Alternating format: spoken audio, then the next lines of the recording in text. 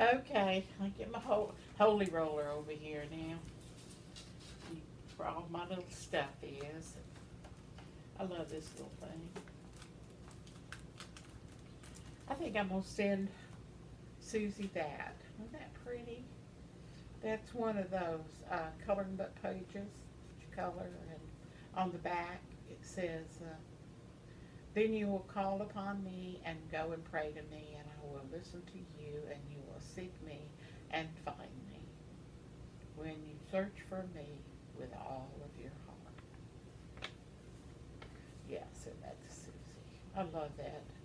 That's Jeremiah 29, 12, 13. I really like that. Okay, let's see.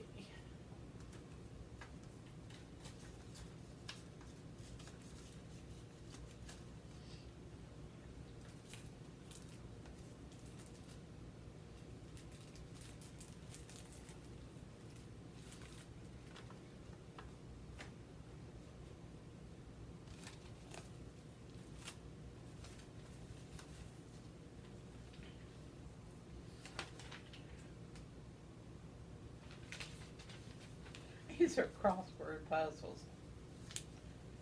Know your nostalgia.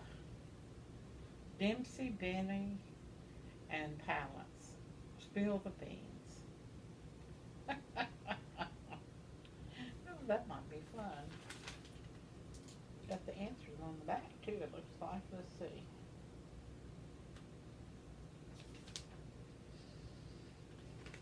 Yeah, they are. The answers are on the back. I may have to send that to Jean. She'd get a kick out of that one, I think. I think so. These are from Reminisce.com, Reminisce.com. It's a magazine, and I'm sure it's still in existence. And it's people send in stories of their life that they remember growing up. They're usually in, like the 30s, 40s, or 50s. Of course, now, I don't know, I guess 60s now when you think about it, because when I was growing up, it was, since I was born in 47, I was 10 years old in 57. So my memories were being that time frame.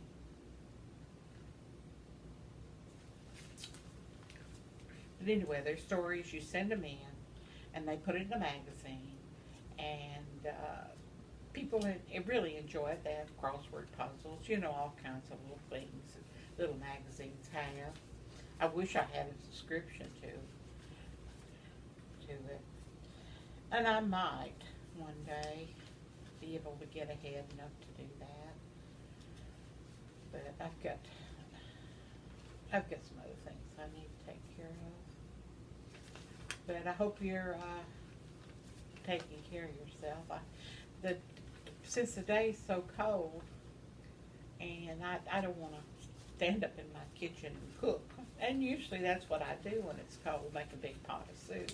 And I did make a big pot of soup the other day when it started, when the frozen rain came. And it's amazing what you can make out of, how to make soup, things you have around the house that you put in there. And this time, I don't usually do this, but I'm telling on myself. But it's not that I don't have food. Don't get me wrong. I've got lots of meals in there. I've got lots of treats in there. I've got fruit juice. I've got, cookies, which is my favorite thing. But I was going to make some soup, and I wanted tomatoes flavor in it. Tomatoes or tomato.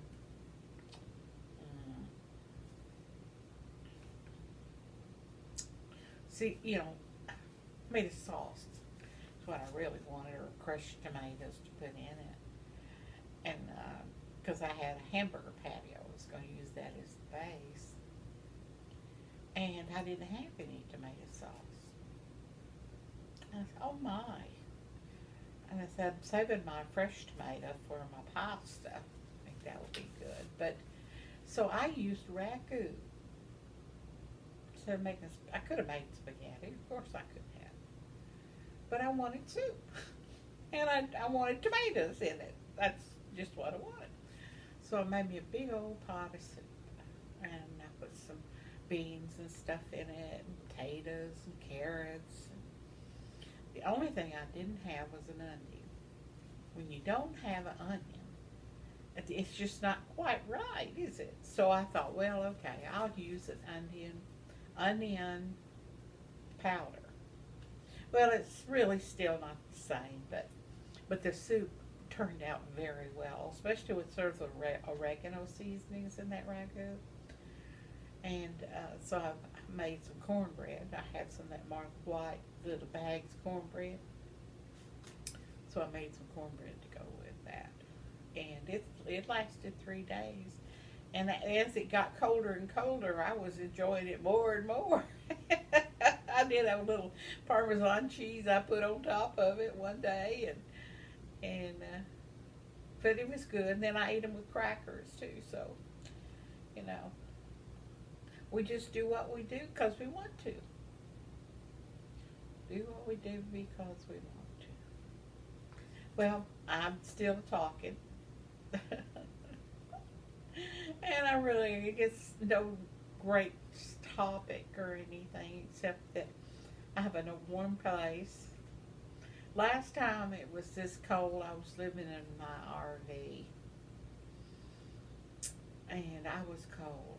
Even though I had I had a ceramic electric heater and 2 little bottles of propane, kind of use it a barbecue grill.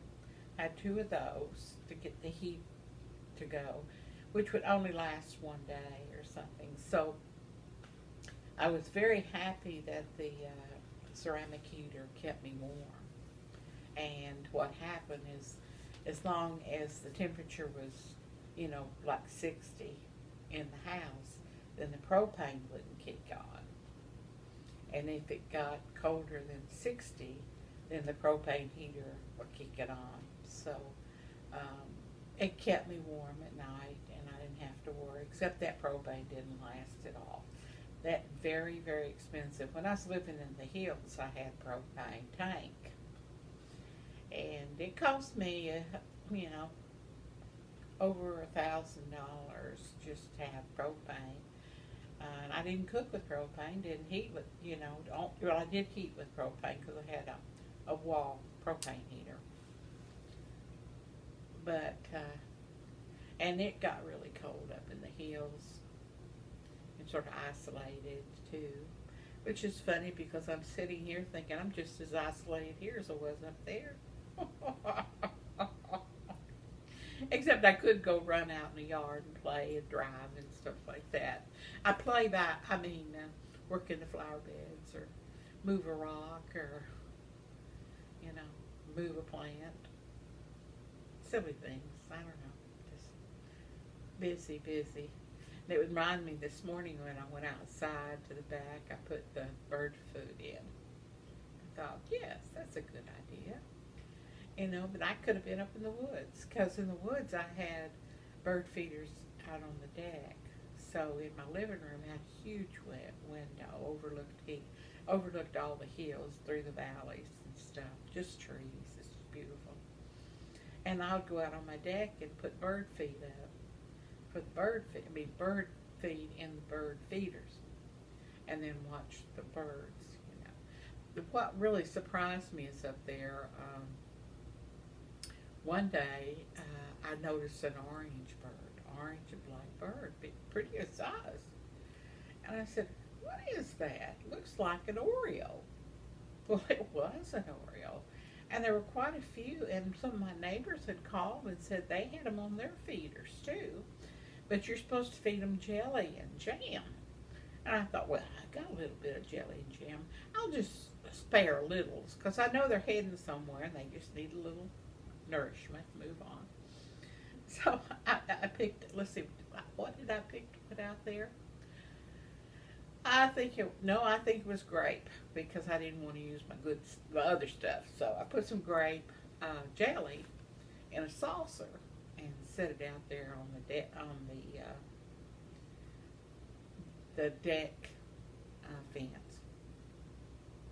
And by the time I got in the house, those orange and black birds were down there on that plate. And they were just having the best time eating that up. And I had never seen that before. So I went and got my camera and tried to video it.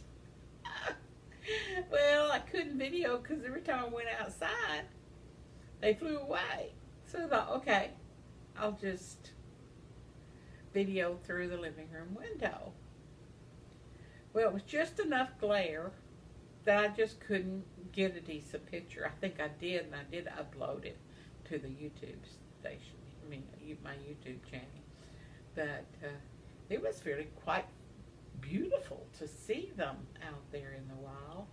And then they had the woodpeckers all around. You know, when we were up there, the first time I saw a pileated woodpecker. I'd never seen one before in real life, you know, in books, of course. But they're so beautiful, and they're so big, and they're really loud if they get to hammering. And there was a tree, like, down from my house about, I guess it'd be 3 blocks or something, and there was a dead tree, big dead tree. And it had holes, all, you know, big holes in it.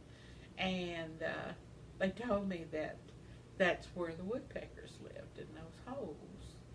And I thought, wow, that's how come we've got so many of those pileated woodpeckers. Well, we also had, one day I saw the most, I've never seen anything like it. A white owl. And I was walking up the road, and it was getting dark. And I was just walking, you know, listening to leaves and watching my dogs, because they would go with me. Even my cat would walk with me up the hills to my house, or wherever I went, they'd walk with me. And all of a sudden, I look up, and it just above my head, and just right there in my face almost, was this owl flying. And you couldn't hear him. I mean, he was there, and he just floated, or just over my head. It was like, was that a dream? Because I couldn't hear it or anything. I mean, it was right there, come right up that, right underneath the trees. It was white. I had the white with, the end of the feathers were black. But I would love to capture that and see that one more time, because it was quite amazing. It was really neat up there. I could walk around and see squirrels and all kinds of little animals. Deer, they'd come through 5 at a time, little baby deer, a certain time of the year. One time I was sitting on my porch and saw a bear walk by. And I said, oh my gosh, that's a bear. Found out that they had a den up on top of one of the hills over in the undeveloped area of Ozark Acres. And they said that they travel a long way, but they've been there for a long time. I think the state park, I think it was, local state park, had come to tag them, little bears, little cubs and stuff, and they did a layout in the paper on them. But there was always something going on. It was just, I loved it up there. I really did. And I know I talk about it a lot, but anyway, its temperature is the same today. I'm waiting as it was in all those 3 places, living in my RV and in my little cottage on the hill. And it makes me realize no matter where you live and who you talk to, who you write to, they're experiencing the same thing. And we all just keep going through, and year after year, even when we're gone, it's still going to be the cycle of time, the cycle of weathers, the cycle of storms. It's just going on. I was reading, what was it? The Platoon audiobook. Oh, anyway, and it's talking about this lady, and you know, when she was laying in bed when they found her and she was dead, and she was reading The Tale of Two Cities, had a glass of wine sitting beside her, and said this person was, you know, taught Sunday school for 30 years, was really a live wire, and she retired from teaching Sunday school. And so her and her friends, they're all in their 80s, decided that they would go out every night, every once in a while, to this dinner club. And the night before she died, they had all gone. And she said, "We'll see you on Wednesday." And then that night she died. But I was thinking, that's the way it is. You're here, gone. You know, and what you leave behind, that empty coffee cup, maybe some graham crackers in a wrapper, maybe some books, a half-written letter, anything. So we're here as long as we can be here, or allowed to be here, and supposed to be here. That we have to do the best we can to be good to others, and be good to others, even when they're not good to you. That's really a hard one. I mean, you got to pray hard when you have to be nice to somebody that's just mean. You know, or you think they're mean. You know, not everybody's mean to the same people. Oh, well, they could be mean, but people take them differently. Some people accept people that have different, temperaments. You know, you always have people that go, "I really don't care what you have to say," and I go, "Well, nothing is important." So they want to shut you down, because they just started listening to you. But another person can come up to you, they can go to another person and say the same thing. "I don't care what you say." And they'll laugh. The person they're talking to laughs because they think it's funny. And so it's just like when you watch these sitcoms and they pick on each other. Now, a lot of people can't take that picking. Like Andy Griffith, on that show. There's Otis, and he's always drunk and then sleeping in the jail. But everybody just accepts him. They don't go, there he is, he's drunk, oh God, we can't talk to him, blah, blah, blah. No, they embrace the difference of everybody's personality. And that's what we see on TV in the old days. So I don't know if we've lost that because I don't know, have we changed that much? And why have we changed? Why are we so critical? I don't understand. But I guess I'm not supposed to understand. That's why I talk all the time.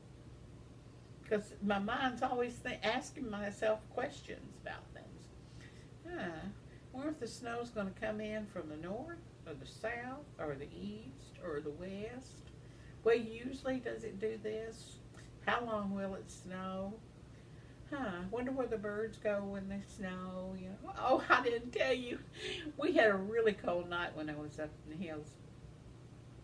And I got up in the middle of the night. I was freezing, really, really cold. And I had the propane heater in the kitchen. So I decided that we'd move in there, me and puppies, kitty cat. So went in there, got my big old recliner, and got a big old blanket on us, made me a cup of coffee. Well, in that process, as I was making my coffee, I looked out the kitchen window. The kitchen window, there's the bluebird house. Just, I bet it wasn't 12, 15 feet from that window. And I looked out and I saw this little tail. And pretty soon I saw two little tails, and then I saw another bird go in there. They were bluebirds.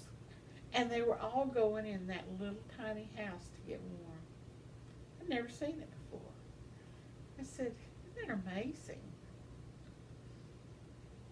You know, before I left, that little old house that had that bird house, the bluebird house, I had to empty it all the time. Because they said you're supposed to do that. But I think the same birds came back every year, your mom and dad. But yeah, they had a huge bunch of little bluebirds during the season. One time I got so mad at it. See, she climbed up that tree and just put a paw in there and pulled out one. I chased her down through the yard, down the hill, almost up the street. She was moving, and I never saw that little bird again. And I was so upset because, bluebirds are so precious. Just so precious. But cats are what they are. Just what they were. And Itsy loved chipmunks. And there were chipmunks everywhere. Everywhere. She loved snakes. She'd bring me garter snakes she'd play with. And I'd take pictures of her out in the yard. I mean, it was just like an adventure living there. Just go out on your porch or out in your yard and just look. It was just different. Oh, and when my neighbors, they bought a goat. They bought some goats. And, oh my gosh, how precious. And they're so sweet, and they jump all the time, And every time Ed said it struck out there or a trailer or something, there goes those goats jumping and holding. It was just a hoot. It was just a perfect world. And so he posted a picture after I'd moved. He posted a picture of a snake as big as a branch. It was a king snake. And he was up on the branch, and David was underneath it, and he took a picture of it, or somebody took a picture on the side too, maybe. But it was, he must have been, that snake had to have been, 8 inches in diameter.